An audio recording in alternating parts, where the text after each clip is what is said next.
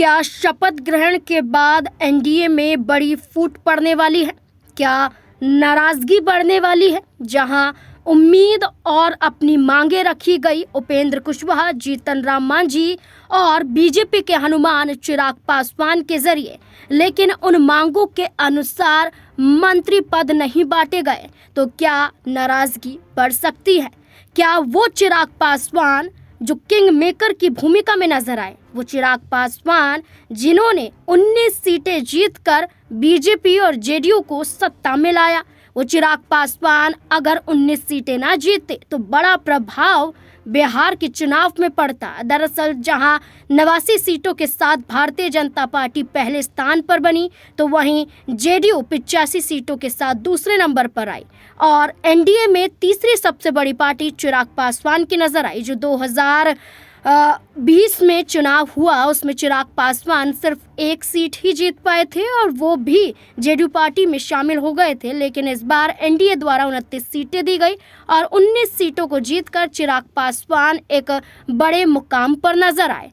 अब वो बीजेपी के हनुमान कहे जाते हैं, पहले भी कहे जाते थे, और यही चिराग पासवान हैं। जब नीतीश कुमार का शपथ ग्रहण था तो पोस्टर बिहार की सड़कों पर चिराग पासवान के लगे थे और उनकी पार्टी ने उन्हें शेर बताया था।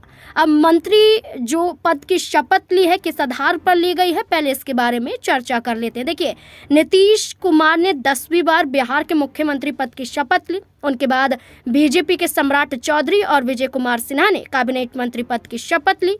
नीतीश कुमार के मंत्रिमंडल में कुल 26 नेताओं को मंत्री पद की शपथ दिलाई गई, जिसमें बीजेपी के 14 विधायकों को मंत्री बनाया गया, जेडीयू के 8 विधायकों को मंत्री बनाया गया, लेकिन लोजपा आर यानी कि चिराग पासवान की पार्टी के 3 विधायकों को मंत्री बनाने की चर्चा थी, लेकिन चिराग पासवान की पार्टी से 2 विधायकों को मंत्री बनाया गया और उपेंद्र कुशवाहा की पार्टी और जीतन राम मांझी की पार्टी से एक नेता को मंत्री बनाया गया है। तो इसी के साथ साथ माना जा रहा है कि चिराग पासवान को लेकर चर्चा थी कि उनकी पार्टी से 3 विधायकों को मंत्री बनाया जा सकता है, लेकिन क्या 2 विधायकों के मंत्री बनाए जाने के बाद क्या बड़ी नाराजगी उत्पन्न हो सकती है?